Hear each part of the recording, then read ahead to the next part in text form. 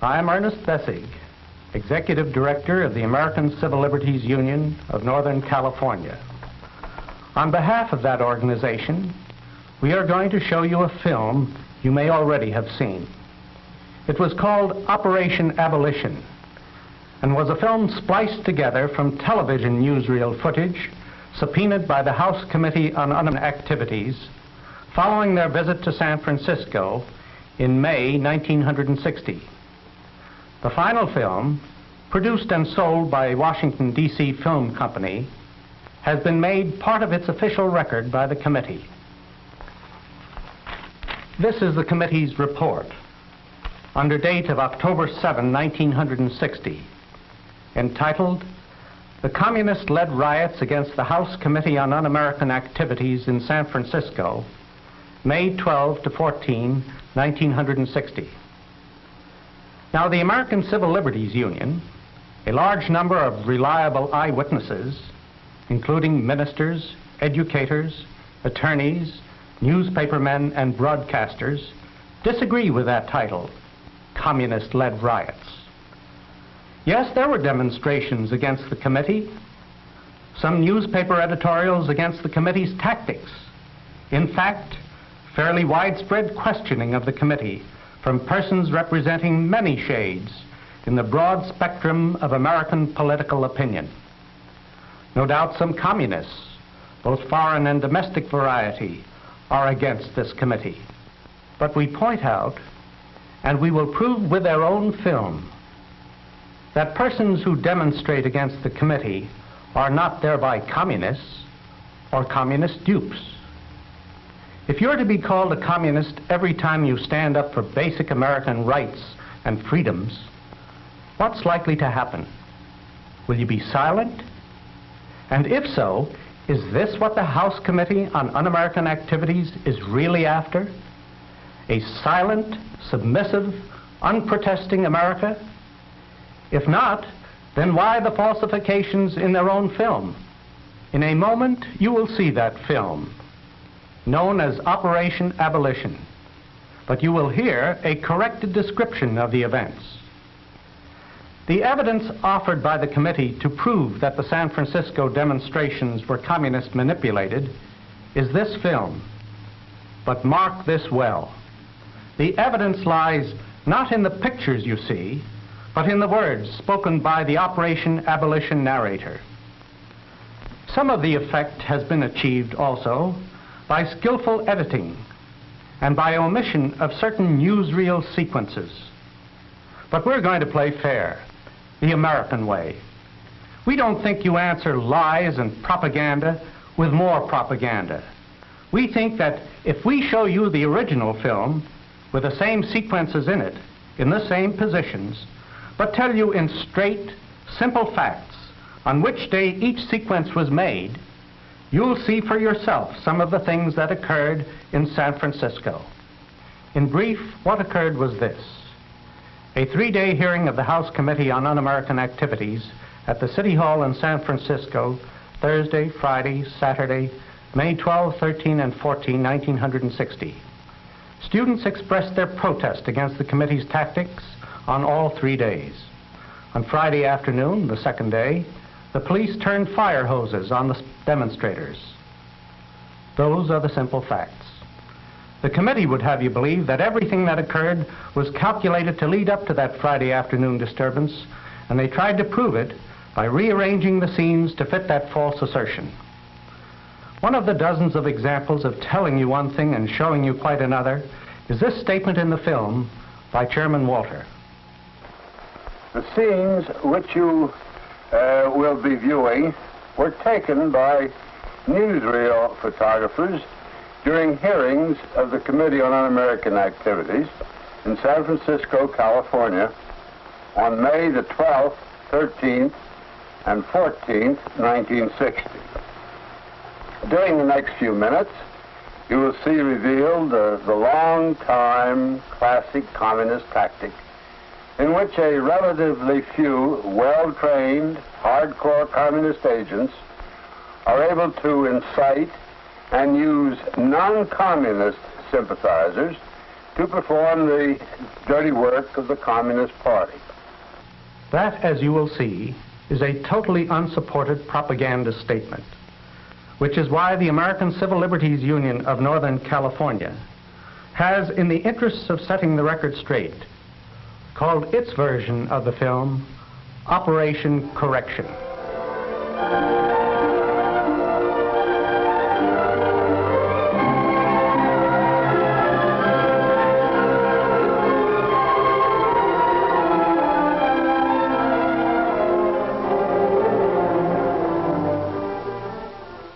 These films were made outside the San Francisco City Hall on Thursday, the day before the police hosing. The students are exercising the American right to picket peacefully, a right guaranteed them and a right clearly recognized by the San Francisco Police Department.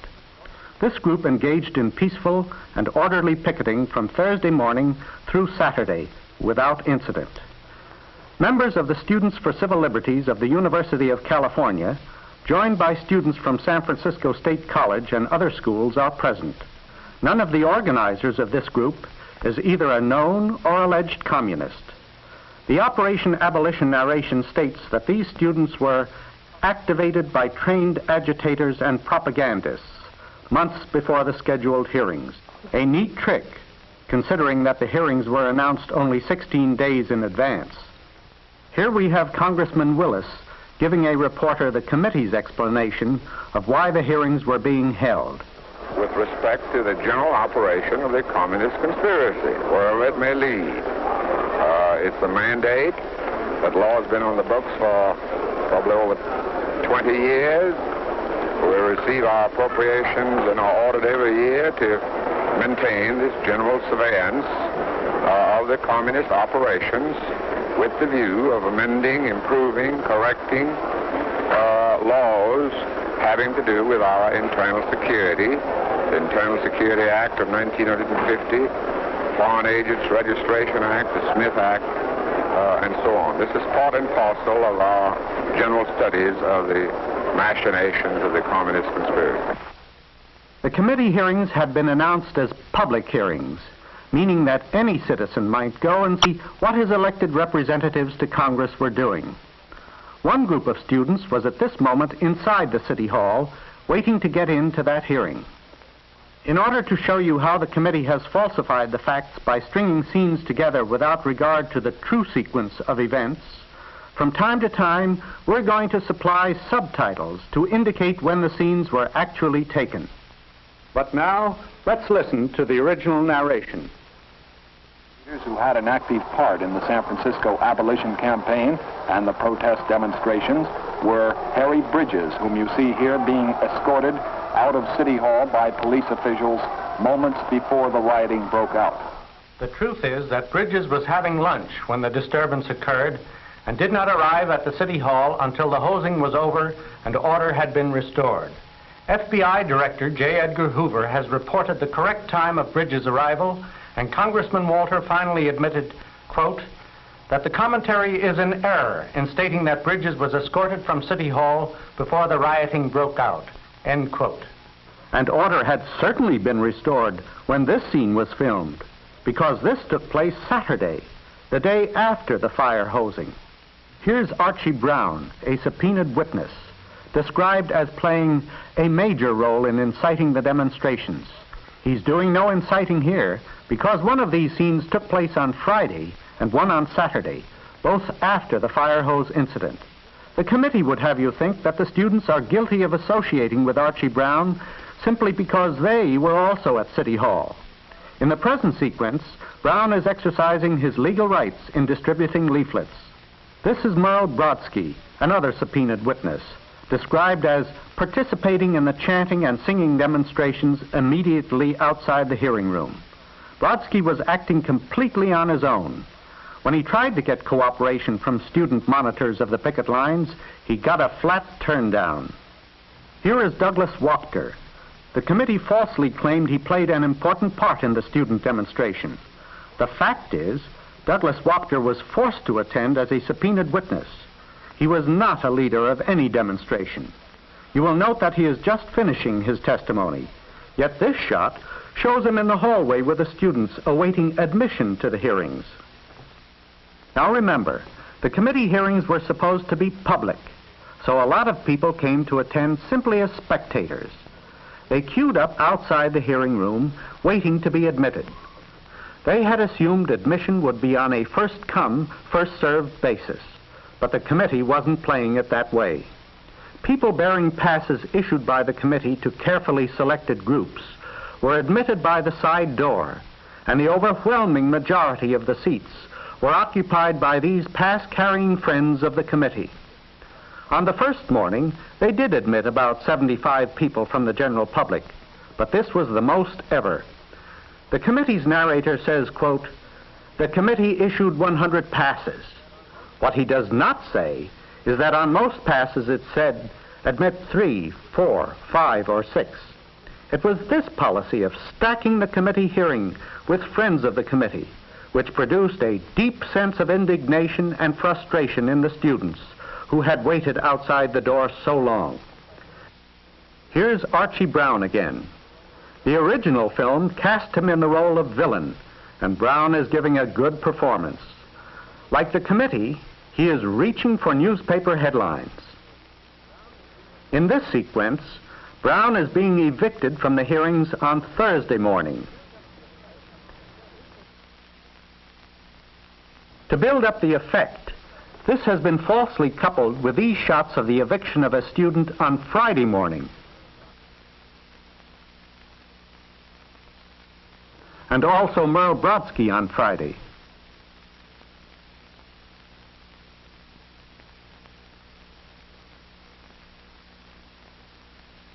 A glaring example of how the film transposes scenes is shown in the reappearance of Douglas Wachter. Wachter was previously shown leaving the witness stand. Now he's just appearing on the stand and testifying at some length. Remember, Wachter was forced to be present because he was subpoenaed. Unlike Archie Brown, Wachter didn't behave badly and wasn't tossed out of the hearings. Why then does the film spend so much time with him? It is because he is an alleged communist and a college student. Because you see one alleged communist student and then many other students, the committee would have you lump them all together and believe that all of the demonstrating students were communists. This is known as guilt by association, the committee's favorite weapon in smearing all kinds of people. Let's listen now to the mild-mannered Douglas Wachter testifying. It punishes individuals and groups for their political ideas and associations through public exposure and condemnation. Now, I'm sorry. You are refusing to answer on the basis of the First Amendment. Is that correct? I have objected to the question. It punishes individuals and groups for their political ideas and associations through public exposure and condemnation, often resulting in economic sanction. I cannot cooperate with the committee in answering any such questions. I feel I have an obligation as a citizen of this country to preserve the Constitution, and I do not feel I can do so in good conscience by allowing the House Un-American Activities Committee to inquire into my beliefs or associations. Wachter is then ordered and directed to answer the question whether he is a Communist Party member. Here is his response.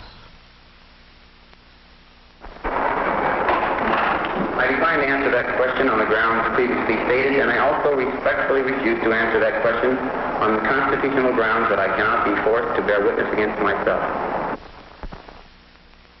Perhaps these crowd shots were designed to link Wachter to the demonstrating students.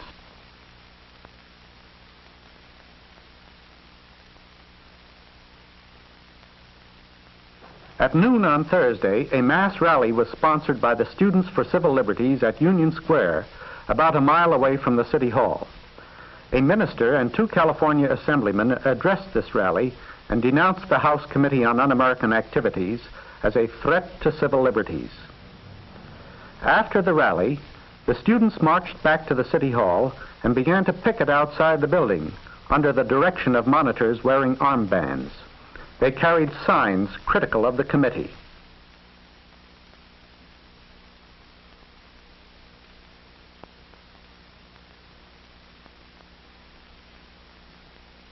Here is Police Inspector Dan Shelley on duty outside the door of the hearing room on Thursday morning, waving back the students who were unable to gain admission.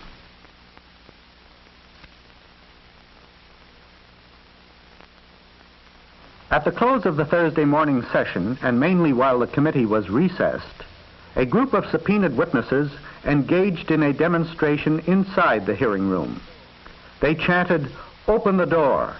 This was followed by the singing of the Star-Spangled Banner and the reciting of the Pledge of Allegiance to the flag, and then repeated chanting of, "Open the door."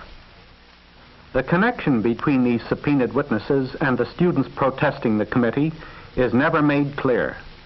The subpoenaed witnesses, the stars of this show, didn't picket with the students, and the students were extremely careful to have nothing to do with the witnesses. Yet this cutting back and forth, these honest and accidental mistakes, to quote Chairman Walter again, would have you believe that there was a connection.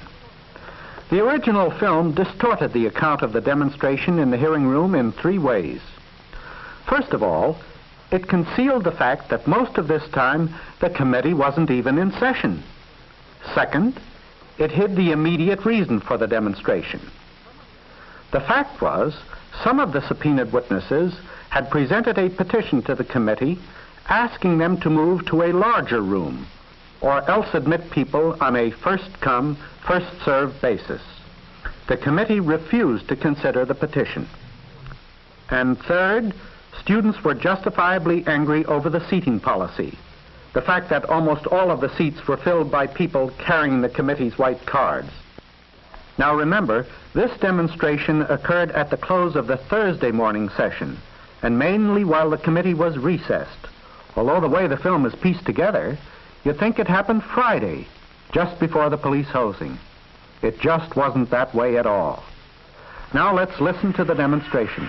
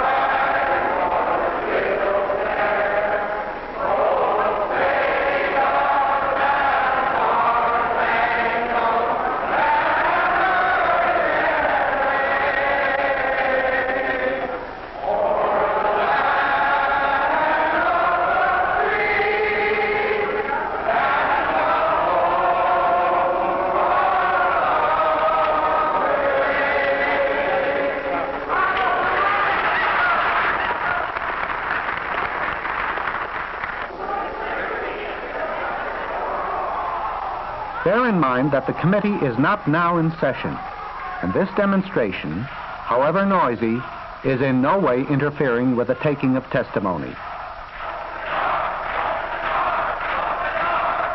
Open the door! Open the door! Open the door! Open the doors! What are you afraid of? Open the doors! Here comes the goose squad! This is Americanism!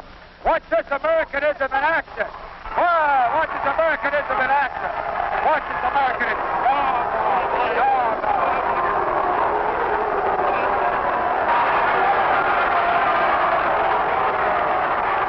Finally, after the 7 subpoenaed witnesses had been allowed to put on their disorderly act for the benefit of the TV cameramen and the newspapers, they were removed from the hearing room by police officers. They could have been removed much sooner, since police were on duty throughout the hearings. But it served the committee's purpose to allow the demonstration to be prolonged. In fact, both the committee and the demonstrators were bidding for headlines. Chairman Willis opens Thursday afternoon's hearing session with a request for order. That these hearings have been conducted in a dignified fashion.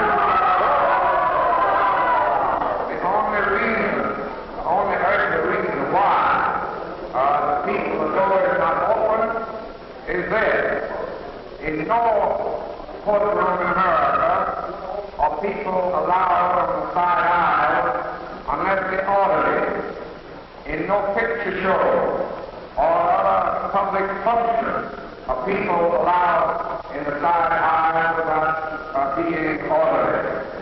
That is the only reason why this thing has been brought about. We were very patient this morning. We will continue to be patient but firm and decisive.